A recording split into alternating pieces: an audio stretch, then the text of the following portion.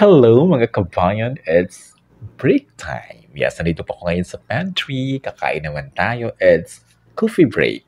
Ayan. So, ano naman tayo, relax-relaxin pag may time at saka mag-food trip. Siyempre, ang ating pagkain today, ayan ang aking kakainan ay ang vegetable kolcha.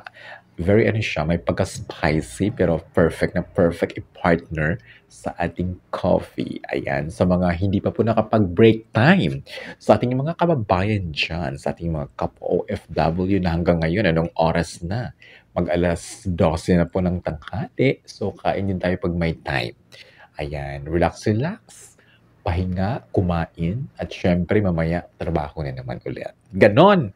Hindi puro trabaho lang. Char! Di ba mga kabayan? So ito, kumakain tayo ngayon sa pantry, nagre-relax. Ayan. Sa mga hindi pa kumakain, ulitin ko dyan, kumain muna kayo. Samahan niyo po ang inyong kabayan, si Kabayan Jubel. Ang sarap ng chicken kolcha. Talagang ano siya, kahit araw-arawin mo, hindi siya nakakasawa. Ang dami-daming bumibili ng mga staff dito, no? Dito sa hot food section sa Lido Hypermarket, na kung saan dito pa ako nag-work. Ang dami kaming bumibili nito. Ang sarap nitong vegetable kolcha. Kahit i-partner mo sa tsaa or sa coffee or sa milk. Perfect na perfect. Nakakabusog din siya, mga kabayan. So, kain na po. Thanks God for all the blessings. Ingat po tayo palagi, mga ka-OFW, mga kababayan. Shout out po sa ating mga kababayan. Ayan, kung saan man kayo ngayon, ingat po tayo palagi.